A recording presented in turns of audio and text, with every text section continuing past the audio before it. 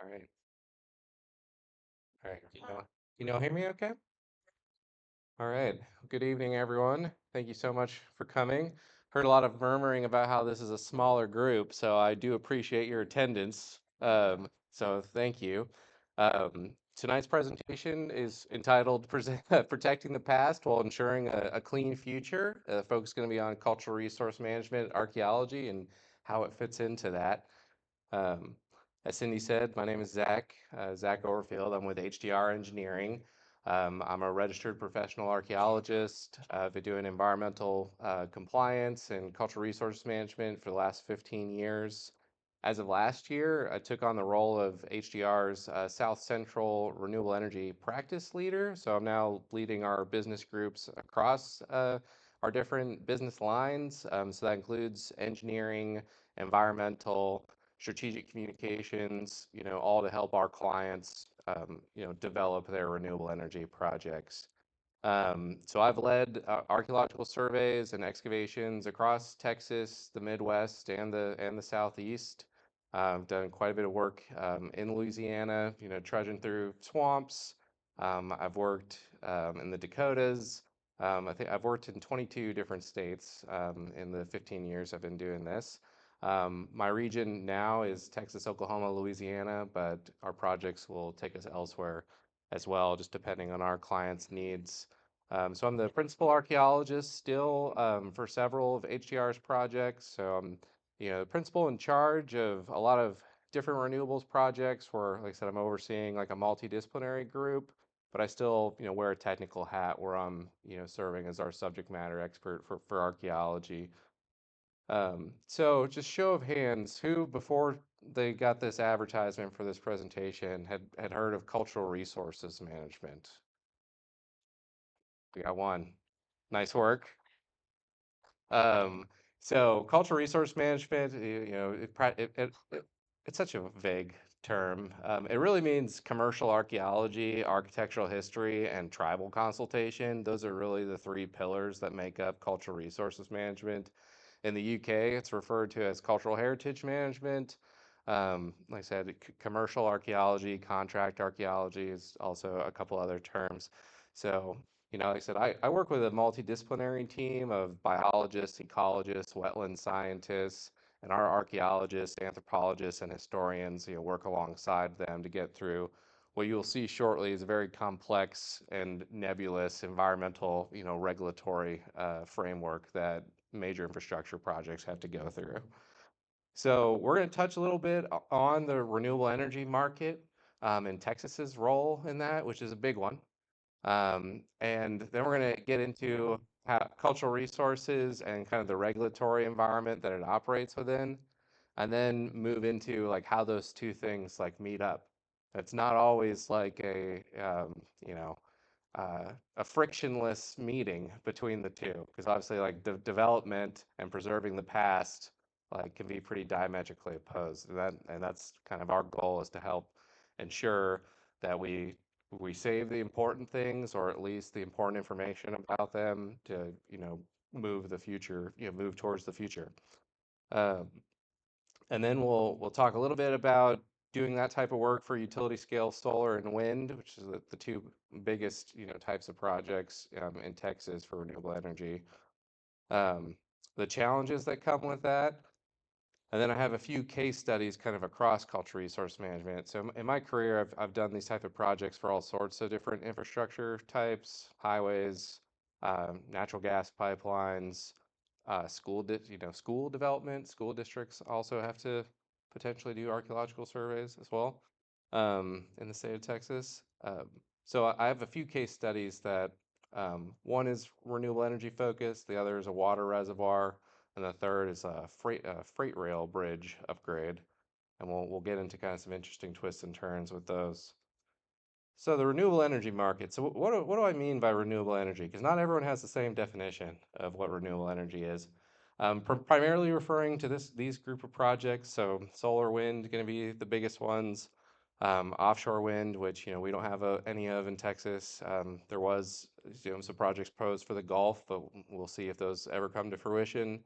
Battery energy storage projects are huge right now. They're happening all over our state in pretty big numbers. We've added a tremendous amount of battery storage capacity to our grid. And then almost all of these projects require pretty extensive upgrades to our transmission system, either new transmission lines or upgrading our existing transmission lines. Some of our transmission lines are pretty old. I've worked on a transmission line that was built in 1914, and is currently being upgraded. So we're moving into the future. It's exciting. This map is a couple years old, but really still serves its purpose, just showing kind of the largest states with new generation being developed. Just alternative energy projects. Texas is the leader in renewable energy. We are an energy state, whether it's fossil energy or renewable energy. We're leading it all. And then California is just behind us. We recently overtook California as of last year. So it's a huge market here for a variety of reasons. We have a pretty so while we're going to be talking a lot about environmental regulations, Texas has a relatively low bar for environmental regulations, which probably doesn't come as a surprise to anyone in this room. It facilitates development, so there's been a lot of project development in our state. But there are still federal, state, and local permit requirements and compliance requirements that these projects have to get through. And potentially more. There's some additional ones pending in our state legislature right now. No, they're still doing stuff. These are just the biggest states. So this is just because right now I would say Arkansas is catching up.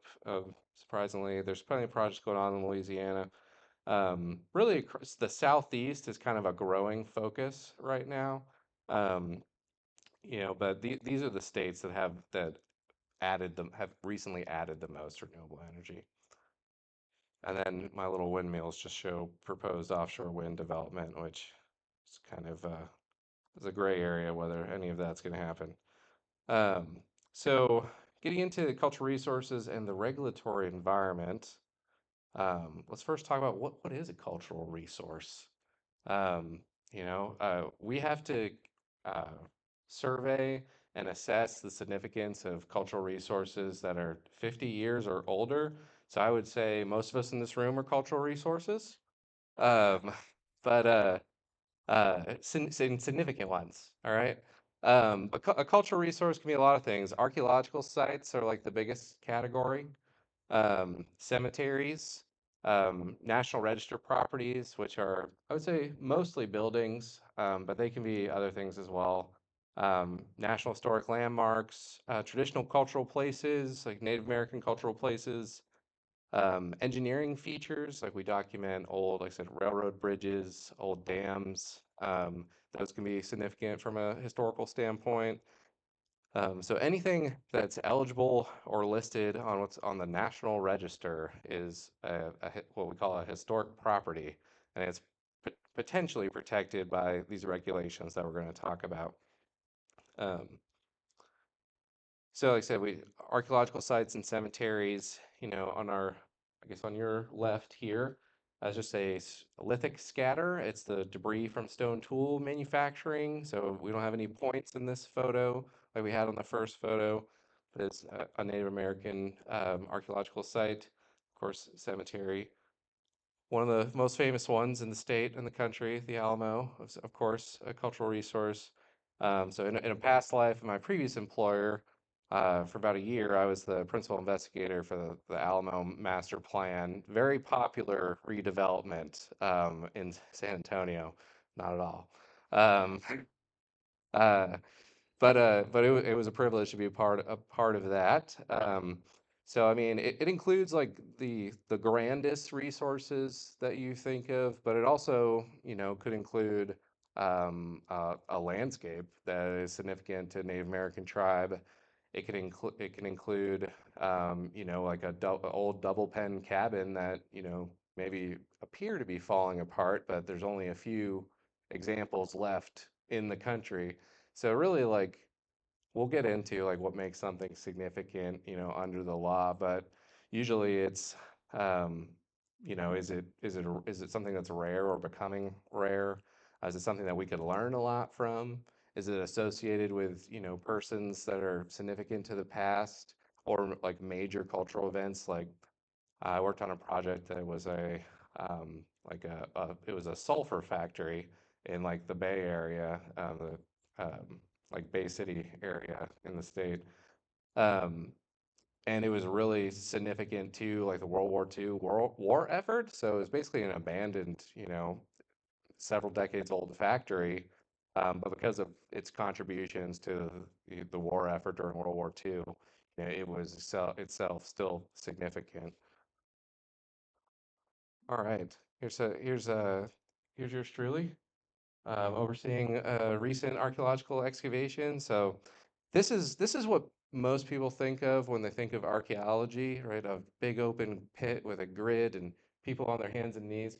These days, like I said, I assure you, my staff is not on Facebook or Instagram on their phones. They're actually documenting what we're recording. They're not just doom scrolling. Um, so we use pretty advanced digital tools these days, which I'll show you an example of later. And we also still do a lot of stuff with pencil and paper. Um, this is probably what we do the least of. Um, Unfortunately, this is the most fun. This is what we all want to be doing.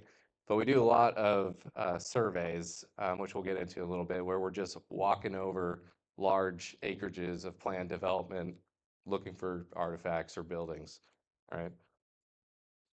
Yeah. This this is just about an hour and a half west of here. Yeah. So this is actually really cool. Next slide. So this So this site is a site that has archaeology buried almost 9 meters deep. So I got to use the metric system, so we record everything in. I can't do the conversions in my brain, but it's very deep. So this excavation is only at like the most shallow archaeological component. We're on top of multiple other archaeological layers that go down several more meters here. That's why we trenched down a few meters to get to this location. What we uncovered was a pretty expansive, like butchering area, several thousand-year-old butchering area. That's a great question. So we are really close to a creek here, and over centuries, the creek from flooding has deposited like sediment for literally thousands of years that's buried these sites. So what we're looking at is kind of multiple deposition periods. So there's three distinct like archaeological sites stacked up like a layer cake here. And the reason they are separated by like thousands of years of flood events who have preserved these different layers. So, and this one is really exciting. We haven't gone deeper yet. This is like a very recent active project. This one, we uncovered bison remains with butchery marks on the bones. This vertebra, this is a bison vertebra. Like I said, that's several hundred years old. And found right next to it was a stone knife that we uncovered laying right next to it. And on this vertebra, so you can't see it on this photo really well, but in the lab, we were able to identify cut marks from a stone tool where it was being butchered. And this is super rare. It was probably, at least in part done by the stone knife that was left right next to it, which we never find. It's never that pretty with like a tool sitting right next to like a butchered. So this was pretty made. This was like made our year.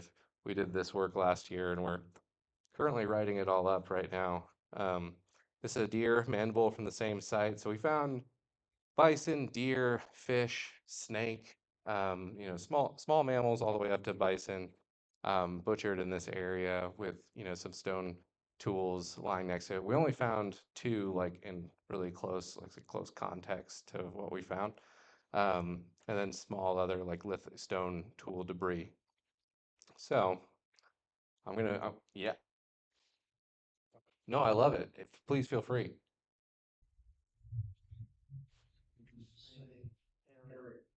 Yeah. So this site that I'll go back.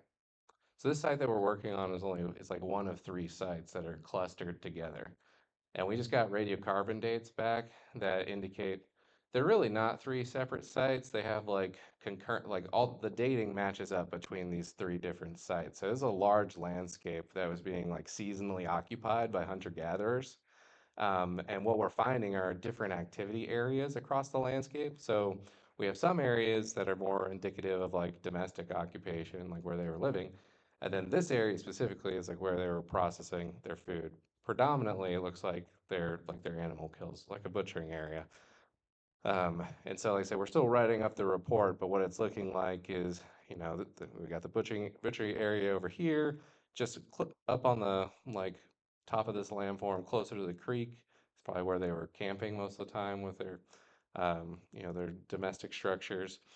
And then other parts of the landscape that they were occupying at the same time. There's another site just across the creek where we're finding most of like the stone tool debris from where they were like manufacturing the tools. So that's what we're trying to do is like piece together a story of what they were doing on this landscape. Oh man. This project is one of those projects that has existed for a long time. Way before I was working at HDR, I just kind of inherited this project. And so decades ago, a large-scale archaeological survey was done where they said this is a 2,000-acre project, and so archaeologists we and actually don't have one here. We'll develop like a computer-based like probability model where it will show us where we think things are buried. That's all based on like a lot of assumptions. That kind of guides the intensity of the work. But what we have to do is, I mean, we walk on foot across the whole project area, digging small holes that we call shovel tests to try to find artifacts. And based on those findings, delineate sites, which we will get into in more detail. Um, so yeah, it's a lot of legwork. There's some computer magic, but a ton of legwork and a lot of sweat in the 110-degree heat of Texas. So I mean, these folks in this photo, other than myself, I'm tied to a computer most of the time these days, but the rest of these folks are very tough people who work in very challenging conditions. So we saw the vertebra, the deer mandible, both of those from the same site. We have like 4,000 like animal bone fragments from these sites. Yeah, it's pretty amazing. So I'm going to shift gears into a slightly less exciting topic. So all of this is being done under laws and regulations, right? No one is paying me to go have fun and do archaeology like in the Panhandle or wherever, at the Alamo. No one's paying us to do that for fun. So HDR, we have clients that have to get their projects through environmental regulations, and this is just the ones we most typically work with. So, I don't expect you to be able to read all of that, but we have to deal with local, state, and federal regulations. Um, and a lot of this is geared towards wildlife, streams, and wetlands. I'm sure maybe most of you have heard of the Clean Water Act to get the waters of the U.S. It gets a lot of press attention because it keeps the definition changes all the time. Um, but as a part of that is cultural resource laws as well. And in Texas, we don't have a lot of local cultural resource laws. The city of San Antonio does. They have a city level archaeological law, which means a lot of archaeology is done in the city. There's a state law that I do a lot of work under, the Antiquities Code of Texas. Probably not a lot of people have heard of it, but it guides probably a majority of the work that we do in the state. And then at the federal level is the National Historic Preservation Act, and a lot of what we comply with is a specific section of that, Section 106, which becomes shorthand for when a lot of people talk about this type of work, they'll just call it like Section 106 compliance. And so going forward in this presentation, you'll probably hear me refer to it as Section 106 as well. So the National Historic Preservation Act is a federal law, and most major renewables projects in Texas, like that's what's triggering having to do this work. Um, like I said, some of them require permits. So the Clean Water Act, you have to get a permit if you're going to like fill a certain amount of streams and wetlands. And if your project needs that permit, it has to comply with the National Historic Preservation Act. So that permit really triggers the NHPA, and most of the work that I do falls under that. Um, and there's always a lead federal agency that's kind of overseeing that work. So the examples I was giving with the Clean Water Act, that's going to be the Army Corps of Engineers. They're the lead federal agency for most of the renewable energy development projects in the state. Although Department of Energy gives out like grants and loans for renewable energy projects, and those come with a lot of caveats. When your project receives those funds, it's you get to comply with an extra long list of regulations. One of those being the National Historic Preservation Act, if your project didn't already have to comply with it. Um, so yeah, so this is just kind of a smorgasbord of the most common agencies that renewable energy projects deal with. Um, Most of these come to play in other states like BLM, it's mostly out west, Tennessee Valley Authorities and the greater Tennessee area. Um, we do sometimes have projects need to comply with Fish and Wildlife if we're have a project that's going through like a wildlife refuge. Um, and then natural gas pipelines have to comply with Federal Energy Regulatory Commission. So I've said enough. Before I got into renewable energy, I did a lot of oil and gas compliance as well. So I've done a lot of Federal Energy Regulatory Commission work. Um, so they're overseeing everything. And this is, of all those two long lists, these are the ones that primarily apply to archaeology and cultural resources. So the National Environmental Policy Act, this is also one that gets a lot of press, especially recently, is the biggest one, and it's for major federal undertakings. And part of the compliance with that is complying with the NHPA. They're two different laws, but they're frequently done in unison with each other. Um, and we talked about the Clean Water Act. There is a Federal Archaeological Resources Protection Act, which only applies on federal property, which most of the projects I do are on private property. Um, and then the Antiquities Code of Texas, which is going to fall under the state level. So you asked how things get buried so deep. They can even get deeper than this, but uh, this is a photo from quite a long time ago, not exactly OSHA compliant. These gentlemen should be wearing hard hats, but that aside, um, what they're looking at is literally, tens of thousands of years of Texas history in the wall there of that sediment. Um, this is a different project than the one we were looking at, but this is not a very dissimilar area. So this is kind of like not quite the Panhandle, but north central Texas, which is where the other one was as well. So Section 106, it's a process that these projects have to follow. Um, you know, we so compliance with it's required if a project uses federal permits, has federal funding, or is on federal property. So most of the projects in Texas are on private property, so it's typically the federal permits that are triggering this work, and then also federal grant money. So a lot of our clients, so they're going to avoid federal property as much as they can. Um, they are going to avoid federal permits as much as they can, but a lot of them do like the federal grant money, and and that comes with a long list of obligations. So I'm not going to go step by step. This is the formal Section 106 process. Um, it's usually never as clean as that on the slide. This is generally kind of in practice what it takes. So once we initiate like consultation with like a lead federal agency and like the State Historic Preservation Office, which the lead federal agency has to consult with the State Historic Preservation Office, which in Texas is the Texas Historical Commission. And maybe perhaps some of you folks are familiar. Um, but first you have to identify if there's any historic properties in the project area. I said most of that is done through survey work. So the question was asked, how do we find the sites? So this is a transmission line right of way. They're going to be upgrading this right of way for renewable energy projects. And so our team hoofed it hundreds of miles along this transmission line to every new proposed structure location to ascertain if there's significant archaeological sites or historic buildings in the area. Um, and then if we find any, like I said, we find lots of cultural resources. Most of them are not significant. We'll find your great grandmother's like dining set in a farm field, all broken up. Document a lot of that sort of thing. Most of that is not going to be significant. Um, however, um, we go through the process of identification and recording. Anything that's 50 years old or greater, um, that we come across in these project areas. But then we have to determine if they are significant, right, for the National Register of Historic Places. Um, and that's where, one, the work becomes more fun.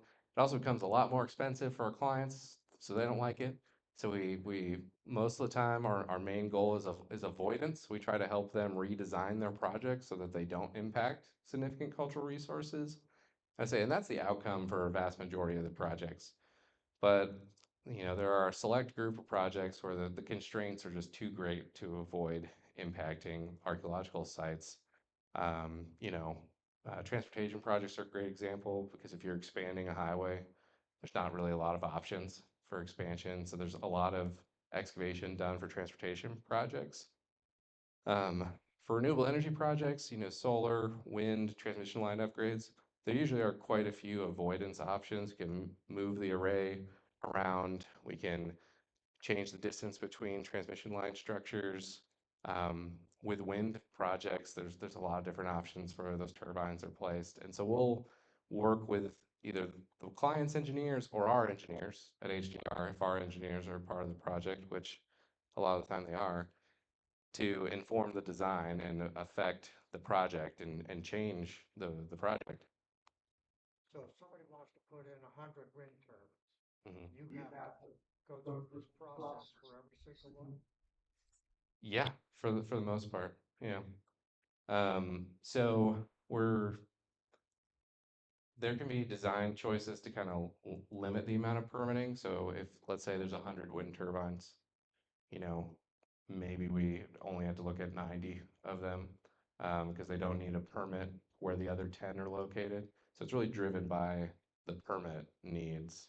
But yeah, for the most part, yes, this type of work, and like I said, it's not just archaeology, it's threat and endangered species surveys. It could be species specific surveys if known species in an environment. Um, and then, there's a lot of hydraulic work that's done, stormwater plans. It's really a pretty monumental list of activities that take place before these projects. That's why, a lot of these projects get caught up in litigation, or, are a source of controversy. Um, and I would say typically there's a lot of times that people think like nothing has been done for these projects and that they're about to be built and they're going to be built and there's nothing anyone can do about it. But probably there's about like 5 to 7 years of work that went into that before it was going to construction. It's just people hadn't heard of it. And maybe there was, I would say a failing of this process is usually um, not a lot of like hearings or convenient public hearings or hearings that really facilitate attendance by the communities. And that it's really all comes down to like communication breakdowns by the developers or by the federal agency or both. And we'll touch on some of the more controversial ones here. Um, let's say we test the site, we determine it's significant and it's going to get developed. That's when we go to what we call a phase 3 data recovery. We're mitigating the impacts to the significant resources basically by excavating them and preserving all of the important data that we can about the site.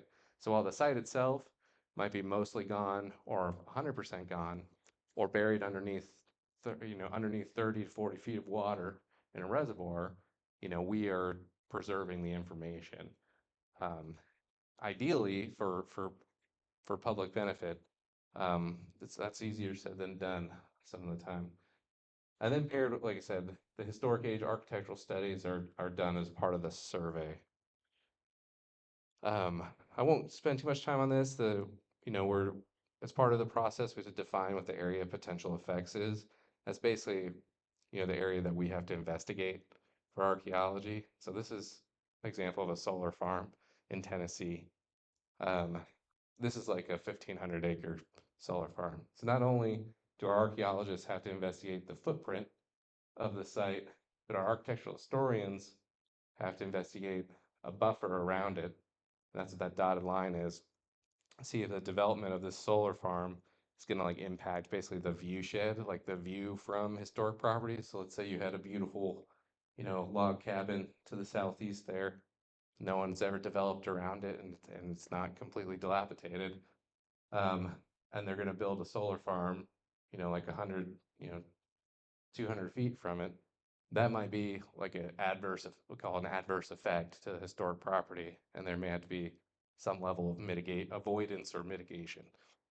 Um, so what makes doing this type of work for renewable energy projects, and specifically like solar and wind, kind of different than a lot of the other work, a transmission line or pipeline work, is that these projects require a massive amount of land. They require this is like, so this is like a 2,000 acre project. And they're just growing. Like out west, I mean, there are 10,000 acre projects, you know, um, they're, and they're only getting bigger. They're taking up more land, which means they're generating a lot more power. And then the turbines are growing larger. They're also generating more power. Um, but, potentially there's a greater chance to run into things that have to be taken into consideration. And that's really what this process is. And as part of that, it's the federal agency's responsibility under Section 106 to consult with Native American tribes that may have an interest in the land. So if it's a federal project, so it requires a federal permit, it's on federal property, or it's receiving federal funding, the federal agency will reach out to Native American tribes that may have once been there or have ancestral interest in the area. And so like I said, that's part of the stool of work that we do, right? It's like archaeology, architectural history, and tribal consultation. And so we'll assist the federal government in coordinating with tribes, or we might assist like our private developers in reaching out to tribes in advance of projects, and work to build relationships with tribes in advance of projects, and potentially survey projects alongside, tribal members. That's becoming more and more common, especially for renewable energy projects. Some of these projects are receiving like international bank funding that have a lot more requirements than might just be present in the US.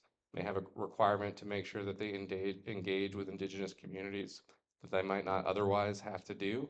If let's say their project doesn't require a federal permit, but they're accepting funding that has international money that's tied to, you know, dozens of pages of requirements. One of those might be engaging with indigenous communities. So right now I do a lot of work in Oklahoma, working with tribes on renewable energy projects. All the one tribe's been removed from Texas, but we still engage with tribes who had an ancestral interest in different parts of Texas. On the project that I showed you where we found all the bison remains, the Comanche Nation is a consulting party on that project. So when we move into the next phase of the project, ideally, they would have a representative out to work alongside us.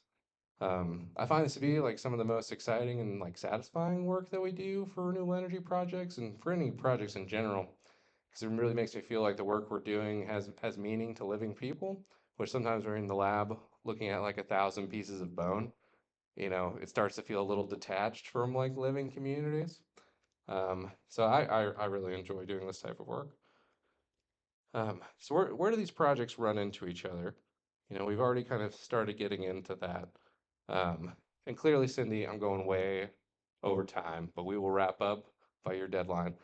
Um, so these projects run into each other because most of them are in pretty rural settings.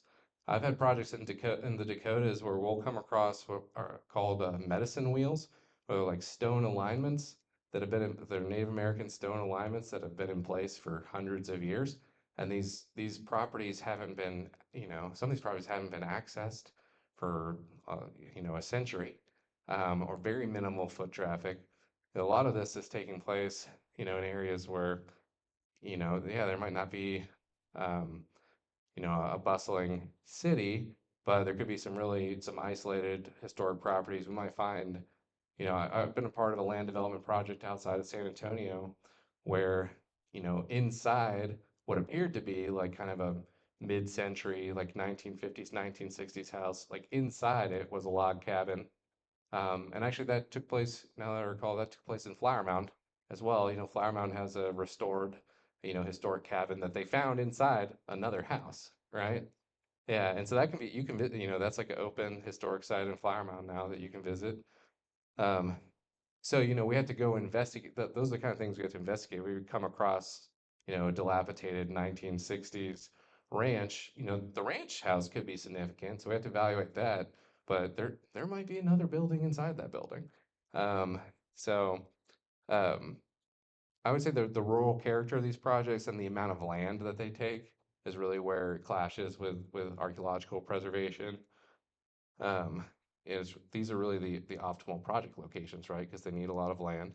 They need landowners who have control of a lot of the land that makes it easier for them to have fewer landowners that they have to negotiate with.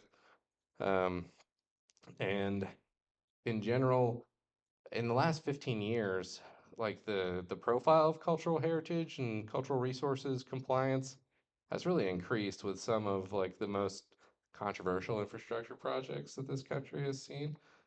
On Dakota Access Pipeline is an example I go to again and again. It's a really good example of everything not to do when you're trying to build major infrastructure. Like I said the project proponent gets a lot of flack. There's really a failing from the top down, like Army Corps of Engineers, which I have a lot of friends that work for the Army Corps, so that stays in this room. Um, the core, the developer, the protesters, like it, it was a really, I would say, just like an unfortunate hurricane of issues. But after that, I mean, this really changed the landscape of cultural resources compliance because this really woke up a lot of developers to not only like their need to comply with the law, but how much of public relations nightmares these things can be. And that a lot of the work that we do, especially in renewable energy, is not necessarily driven by the federal permits or the state laws that we've been talking about. We do a lot of projects where it's entirely due diligence that the energy developers just want to make sure that they have looked into this and make sure that when it goes to construction, there isn't a big, public relations issue that's going to explode in their face. Um, and I would say, like, the bigger company with more at stake, they're usually the ones that are going the extra mile to comply with all these things or do their due diligence. Whereas, a lot of smaller developers might not be aware of their need to comply or haven't run into these issues. But the more that these sort of things like make the national media, like this picture on the right, Can I ask between yeah, so the picture on the right is Fort Bend ISD. So I don't know if y'all saw this one in the news, but this was a school property that they were going to develop a technical center at. And it turned out that the property had the interments from related to convict leasing in the late 19th century. So essentially, this was like a prison farm in the late 19th century that a lot of people were, unjustly confined in, and predominantly African Americans, and then buried in unmarked graves. Um, so they went. Well, that's the thing. The ISD went through this process. But they still got to construction and uncovered this. Those are sandbags. So they're holding the tarps down. These are all burials. So all these tarps are covering human. Yeah, there was hundreds of burials. Um, so I mean, so this also kind of there's plenty of developers, plenty of municipalities even that view this type of work. It's just like a box to check, much like they view their ecological compliance or their wetlands delineations. But, if you get a contractor or a consultant that is helping you check the box without doing like a good job or an ethical job, this is what it could lead to. So the private developer does. Plenty of this work is done by the federal government, so the federal government pays for it. So ostensibly, the taxpayers pay for it. But most of the work in Texas takes place on private property, so it's paid for by the private developer. So yeah, no. Oh, I was just gonna say, so for renewable energy projects, which is what I'm primarily focused on these days, these are all private projects with private funding. So it's coming out of the developer's pocket, which for developers who are new to this kind of work is usually a pretty big surprise to them that they're the ones that have to pay for it, which that's always a fun conversation. But still allows them to build once the remains, I assume. Are there any no-goes? Can you just build anywhere once it has been assessed? So, I mean, burials are the most complicated because it's not just the National Historic Preservation Act or the Antiquities Code of Texas. It's also the Texas Health and Safety Code has a lot of laws about the treatment of human remains. And so, obviously, this is about as big of a nightmare on a project as you could uncover. Um, and so, yes, they still did go through with this project, but they had to excavate and relocate all of their remains. They spent millions of dollars to deal with this problem. Both these projects spent millions of dollars on archaeology. The project that I was showing you earlier, just last year, we spent $1.5 million on archaeology. This is really labor intensive work, and it adds up. But it's always way more expensive when you if you get to construction, and this happens. Um, so I would say there's really not any no-goes. It's really just like how much more money and time do you have? Yeah, and so there are plenty, so that's what, we'll have clients or potential clients who are like, well, this kills the project, we can't do this project anymore. It's like that's really not my issue. They've really decided that it's not financially feasible for them any longer, right? So it's not that complying with these laws is preventing them from developing. It's just they might decide they're not going to make the money they thought they were going to make, and they'll kill the project, right? That's really how these projects die, is it just becomes uneconomical. Um, or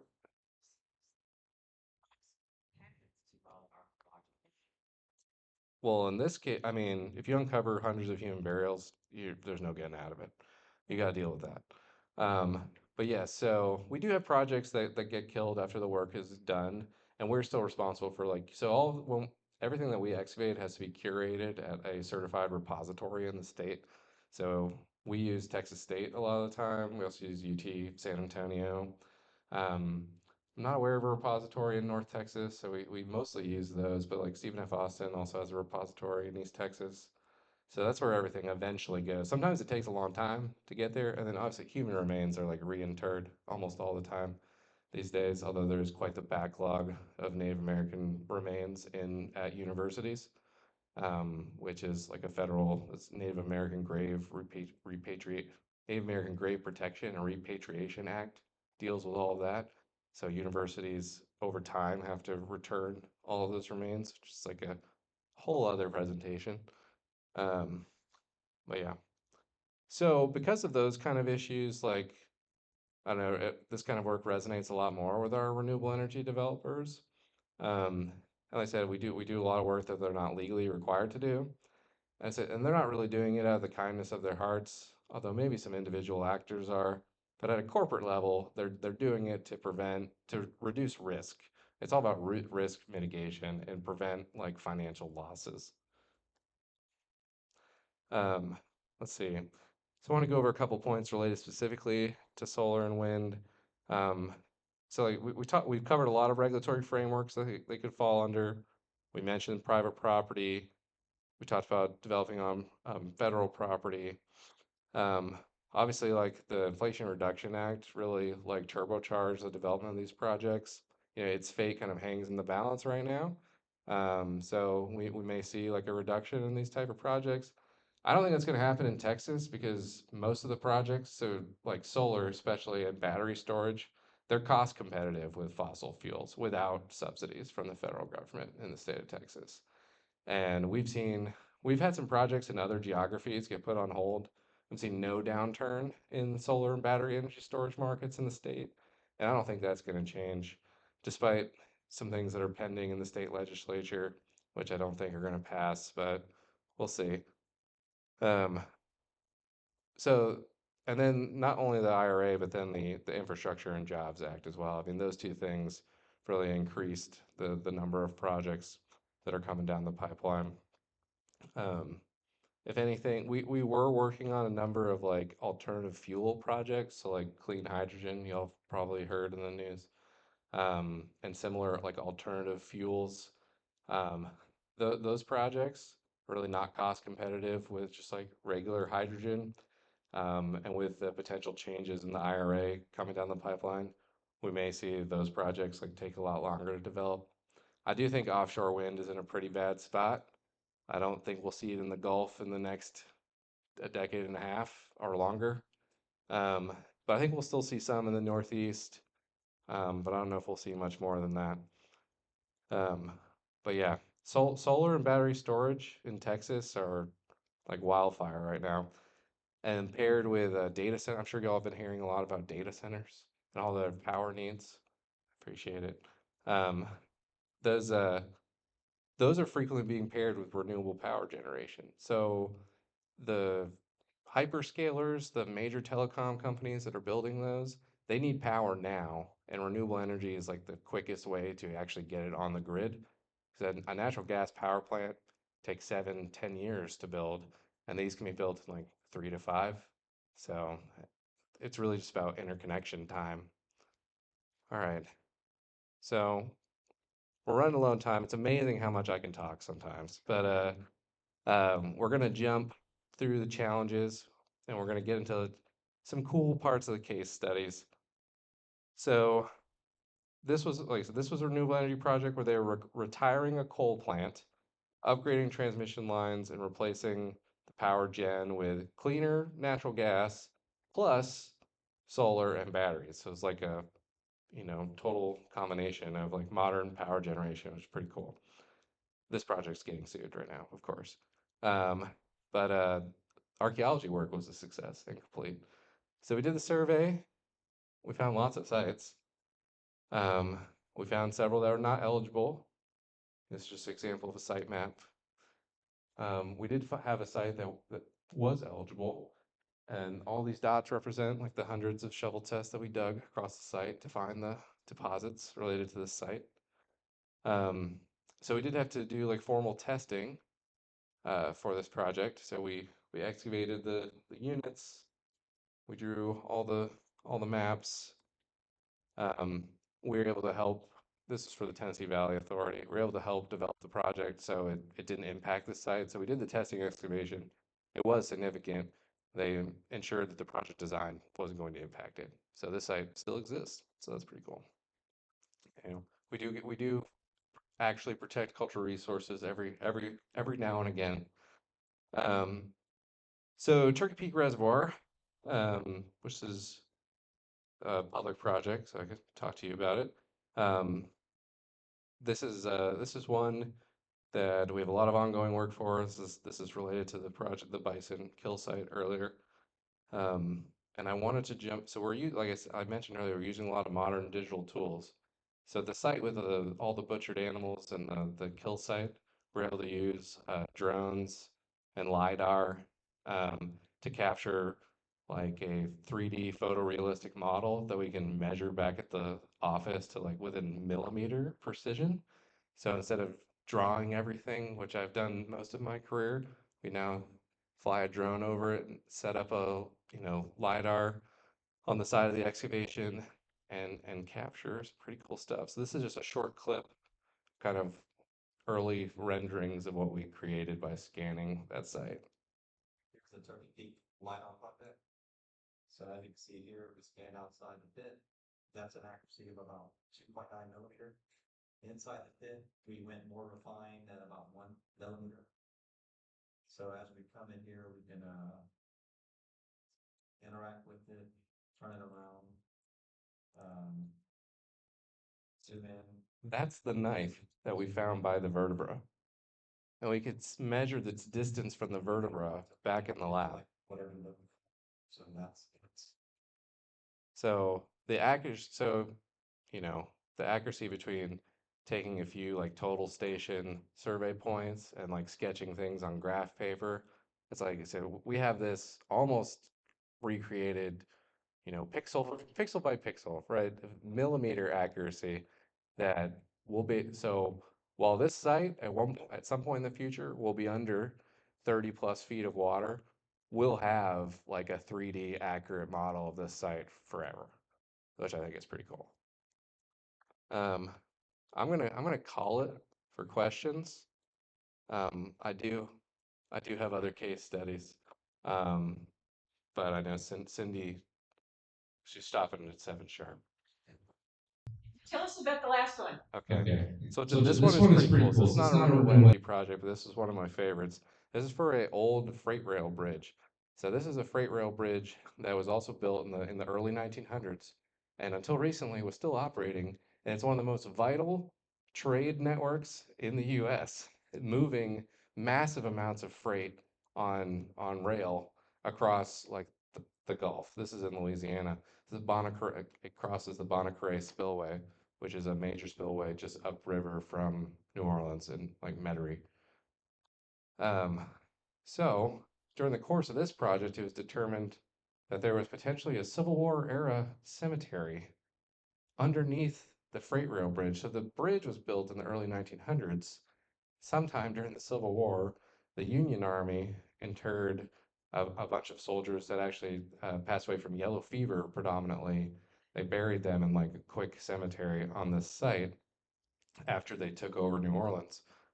And kind of the record of the location of this cemetery was just lost to time.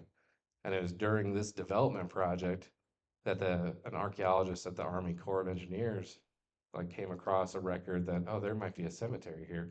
Literally an old photograph of a cemetery that on the back of it just said Bonacre Sem in like pencil.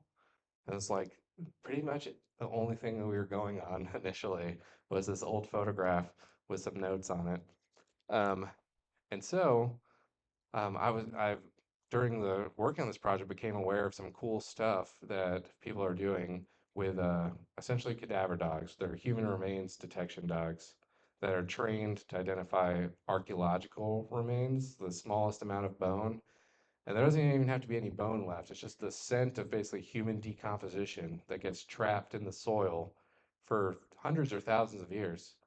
And these dogs are these dogs can find prehistoric cemeteries. It's amazing. I found and it got plugged in with an archaeologist who was doing this type of work for his dissertation, and we worked together to do GPR, ground penetrating radar, the dogs, and gradiometry. And like those three things together, we were able to locate the likely location of the cemetery, which was not far from our project area, but we were able to determine that it wasn't directly under the bridge, like it was a little ways to the south.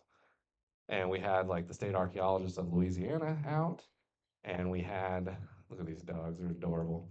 Um, and we had the Army Corps of Engineers archaeologists out because they all wanted to see this in action. This was the first project in first commercial project in Louisiana to use these methods, and I had to go not only around with the state archaeologists, but with the Attorney General of Louisiana, the Assistant Attorney General, who just happened to be an archaeologist in a past life on like the validity of these methods and like if they work or not. And actually, the Army Corps itself had a massive report that they had put together, like testing these dogs. And Paul is the name of the guy I work with. Um, he We were able to put together a compelling argument for the validity of these methods and combine all this data. So this is just kind of a rough figure. The um, the uh, um, the gradiometry is in the background. The yellow points are positive alert locations, and so pooled underneath this bridge was water had pooled underneath this bridge, and so basically the scent of the human decomposition travels underground, and it comes up in various sources. So standing groundwater is one of them. So basically, we did have these positive alerts under the bridge with at the standing water, and we were able to expand our survey area with the dogs to determine that the cemetery itself was to the south here. Um, and so they're more of a presence absence tool. And then the GPR and the gradiometry are like the more refined methods. So using it all together, we were able to piece together the story. And we're able to get the Corps and the Division of Archaeology of Louisiana to agree with all of our findings and all of our appendices of data. Um, and yeah, it was just a privilege to be a part of and really cool. You can see in this photo all the standing water under the bridge. So yes, so this was, like I said, this one, as you see, was built in the early 1900s. And like, so, freight traffic was put on pause while we were doing our work. Um, but, like, but when you see these trains go down this bridge, I mean, this bridge is shaking. And yeah, it definitely was like, it's like I say a critical project, right? And there's a lot of time. So initially, the Division of Archaeology wanted us to dig trenches all across the right of way to find potential see if their burials were there or not. And it was going to cost hundreds of thousands of dollars to do that work, and it's going to be incredibly dangerous. Like, not only would freight rail traffic have to be stopped on like a major artery of U.S. trade, um, but we'd also um, be potentially impacting like the stability of this almost like 100-year-old bridge. And so the engineers for our client were like, "There's no way you're doing that." And so through these remote sensing techniques, including the dogs, we're able to piece it all together with enough, validity and confidence from the regulatory archaeologists to approve our findings. So yeah, it was cool. Learned a lot. Um, it's the only day that I've worked in Louisiana that it was incredibly cold and I was shivering during the whole time that we were doing this. I usually am just drenched in sweat in Louisiana. But yeah, so that I've, about a time. So yeah, really appreciate it. Appreciate the conversation. Take any questions.